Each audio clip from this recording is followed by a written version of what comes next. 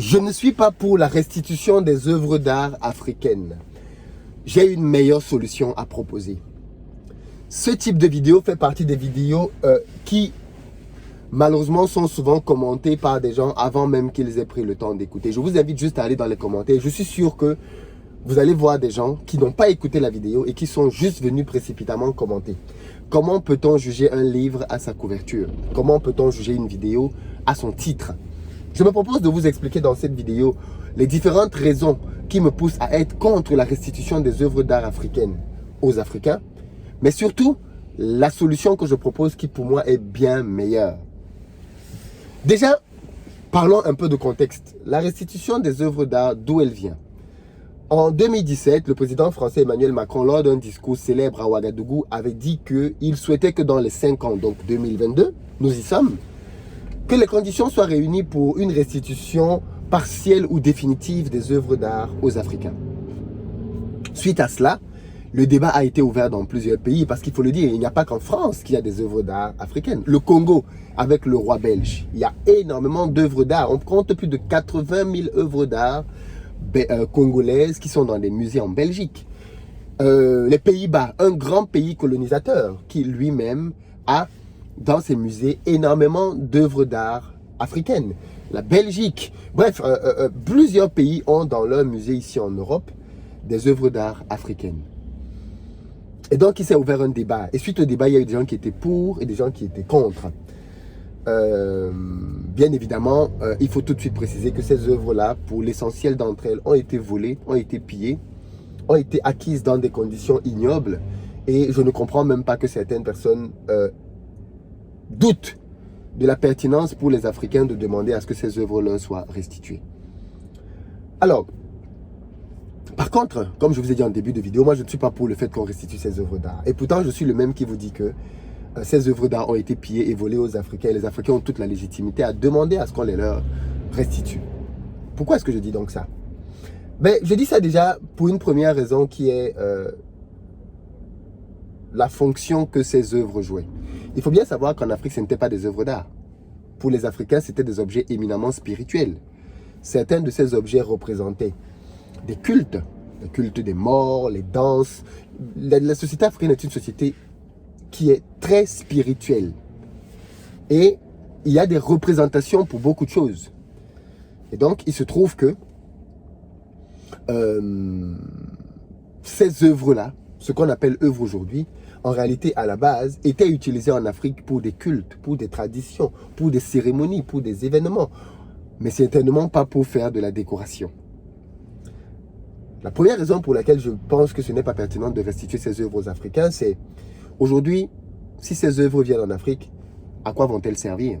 Vu que ces cultes ont disparu, ces spiritualités ont pour beaucoup d'entre elles disparu, que les chamans et autres, guérisseurs et autres qui existent aujourd'hui n'utilisent plus ces outils-là. Donc, ramener ces œuvres d'art en Afrique va faire qu'automatiquement, on va s'en servir pour faire des musées aussi. Et ça veut donc dire que ces œuvres n'auront plus leur rôle initial. Premier élément. À quoi ça sert donc de les ramener si c'est pour faire du business avec et plus de la spiritualité? Ou alors on va les ramener et on va essayer de restaurer la spiritualité. On est d'accord que ça c'est un combat quasi perdu d'avance.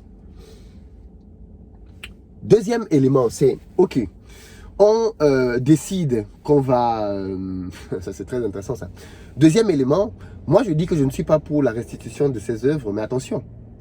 Je ne dis pas qu'il faut que ces œuvres restent la propriété des pays qui les ont volées, pillées. Non. Je pense que nos pays africains doivent rentrer en pleine possession légale de ces œuvres. Ça veut dire quoi? Ça veut dire que la France, la Belgique, les Pays-Bas et autres doivent officiellement faire un transfert de propriété de ces œuvres-là vers les pays africains. C'est-à-dire que toutes les œuvres appartiennent désormais au Cameroun, au Congo, au Bénin, à Côte d'Ivoire, au Togo, ainsi de suite. C'est-à-dire que les pays africains deviennent propriétaires de ces œuvres. Par contre, voici là où ma solution va changer. Moi, je pense que les pays africains doivent laisser les œuvres d'art en Europe, mais demander à ce que les Européens payent pour ça. Et afin que vous compreniez bien, ma logique, je vais vous donner quelques chiffres. Le musée français le plus visité au monde s'appelle le musée du Louvre. Vous connaissez certainement le musée du Louvre, Da Vinci Code, ainsi de suite. Ce musée-là, avant le Covid, avait enregistré plus de 10 millions de visiteurs uniques par an. En une année, 10 millions de personnes. Je parle bien de 10 millions de personnes qui sont venues au musée du Louvre pour visiter. Le musée du Louvre, c'est un musée qui génère plus d'1 milliard d'euros de chiffre d'affaires. 1 milliard d'euros de chiffre d'affaires. Les frais de fonctionnement du musée du Louvre s'établissent à 173 000 euros. Donc, quand le musée du Louvre fait 1 milliard d'euros de chiffre d'affaires, on est dans un bénéfice fracassant. Quand on sait en plus que le gouvernement lui-même contribue à peu près à hauteur de 100 000 euros pour les frais de participation. Donc, le musée est excédentaire en termes de bénéfices. Et si le musée est autant excédentaire, c'est parce que les gens viennent pour visiter les œuvres qui sont dans le musée. Donc, moi, voici la proposition que je fais. Et transmettez-la à nos dirigeants. Arrêtez d'aller demander qu'on nous restitue des œuvres d'art pour venir les garder dans des maisons au pays. Parce que nous n'avons pas la culture des musées. Moi, chaque fois que je vais en Afrique et que je vais dans un musée, soit le musée est vide, soit il y a quelques expatriés, ou alors des touristes de la diaspora qui sont dans les musées. Mais les locaux n'y vont quasiment pas. Si ce que je dis est faux, vous-même dites-moi, quand vous allez au pays, vous avez déjà visité combien de musées en Afrique? On n'a pas la culture des musées. Donc, prendre ces œuvres d'art pour venir les mettre dans des musées dans lesquels personne ne va les visiter, aucune histoire ne va être racontée à personne, moi je pense que ce n'est pas très pertinent. Ce n'est pas très pertinent. Par contre, ce qu'on peut faire de pertinent, et voici mon plan pour les œuvres d'art. Première chose, on fait des calculs. Vous avez les œuvres depuis 60 ans, depuis 70 ans. Ok. Les œuvres là, vous les avez mises dans des musées. Les musées ont généré de l'argent. Première chose, on calcule d'abord combien les œuvres vous ont permis de gagner et vous nous donnez notre part. Première chose, c'est-à-dire on va d'abord dans le passé. Avant même de parler du futur, les œuvres rapportent de l'argent à la Belgique, à la France, aux Pays-Bas et aux autres pays qui ont des œuvres africaines chez eux. Ok, on veut que vous nous remettiez l'argent que ces œuvres d'art vous ont permis de gagner. Et je parle ici, bien évidemment, vous avez pu le constater, en 60 ans, on va parler de milliards de dollars. On va parler de milliards de dollars. Donc la première chose, ce n'est pas simplement la restitution des œuvres, c'est la restitution de l'argent que les œuvres ont permis de gagner. Oui. On ne perd pas le nord, les amis. On veut l'argent que les œuvres ont permis de pouvoir générer. Parce que là, c'est déjà une question de business. Deuxième chose, très importante. On ne demande pas à ce que les œuvres soient renvoyées en Afrique. On demande à établir des contrats entre les États africains et tous les musées qui ont les œuvres. De telle sorte que, désormais, chaque année, en fonction du nombre de visiteurs, les pays africains ont leur part là-dedans. Ou alors, on établit un loyer et on détermine un montant en disant « Nous vous louons chacune de nos œuvres à tel montant et chaque année, vous nous payez. » Aussi simple que ça. Comme ça, les musées européens continuent de générer de l'argent avec ces œuvres-là et nous, derrière, on emmagasine de l'argent. Maintenant, parce que je sais que vous allez dire « Mais Philippe, ce n'est que de l'argent. » Oui, ici, là, c'est une question d'argent. Ok? Maintenant, avec cet argent-là, qu'est-ce qu'on fait? Avec cet argent, on construit au pays de vrais musées, pas des petites chambres qui servent à n'importe quoi, de vrais musées. Et on forme les enseignants qui vont travailler dans ces musées-là à réellement connaître l'histoire, réellement, à être en capacité de pouvoir réellement, comment j'appelle ça? À réellement être en capacité de pouvoir la transmettre aux touristes, aux visiteurs. Et puis surtout, troisième élément très important, on fait rapatrier quelques œuvres symboliques. On n'a pas besoin de toutes les œuvres. On fait rapatrier quelques œuvres symboliques. Il y a déjà des œuvres au pays. Et maintenant, et ça c'est l'élément le plus important, avec cet argent, on oblige tous les enfants de tous les pays africains à aller plusieurs fois par an au musée pour apprendre de leur histoire au musée. De telle sorte que les futures générations aient le musée comme un espace culturel qui entre dans leur manière de vivre.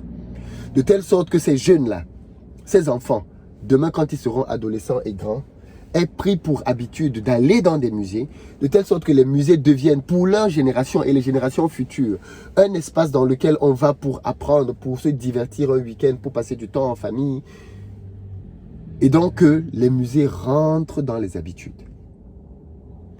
Ensuite, une fois que les musées sont rentrés dans les habitudes, enfin, avec cet argent-là, on a construit des musées, on a valorisé, on a mis des profs pour les musées, on a instruit les enfants au musée. Et puis, le quatrième élément, avec cet argent-là, on crée des circuits. C'est-à-dire quoi? C'est-à-dire que on dit par exemple aux pays, aux touristes en Europe, voici une collection que vous avez ici en partie 1, mais la partie 2 se trouve au musée Léopold Sédar Senghor, au Sénégal.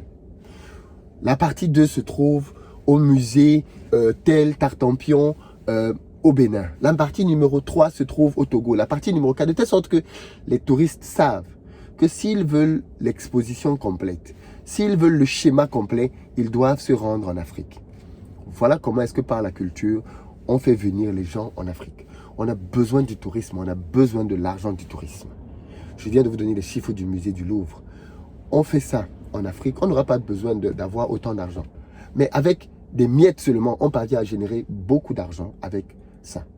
Donc les œuvres restent en Europe, elles permettent deux choses, de gagner de l'argent et de brasser du trafic pour ramener les gens vers le continent africain pour venir voir la suite.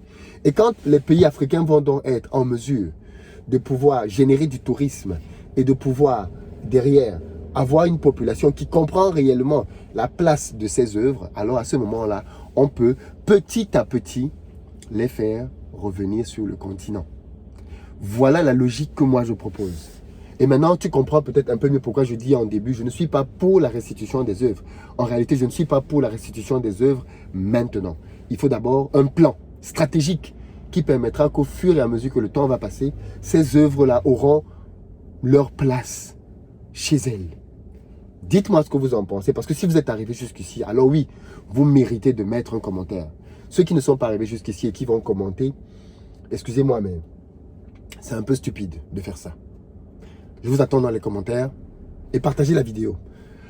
Pardon, c'est un sujet d'actualité. Hein. Partagez la vidéo en Belgique notamment. C'est un sujet qui est vraiment d'actualité. Partagez la vidéo pour que les gens comprennent bien que on ne doit pas être juste dans l'émotion. On ne doit pas être juste dans la réaction anti-France, anti-Europe. Dès qu'on dit que la France a fait « Ah non, non, non, non, non, je ne veux rien entendre. Il faut que la France renvoie les œuvres. » Non, il faut qu'on puisse analyser et se poser les bonnes questions.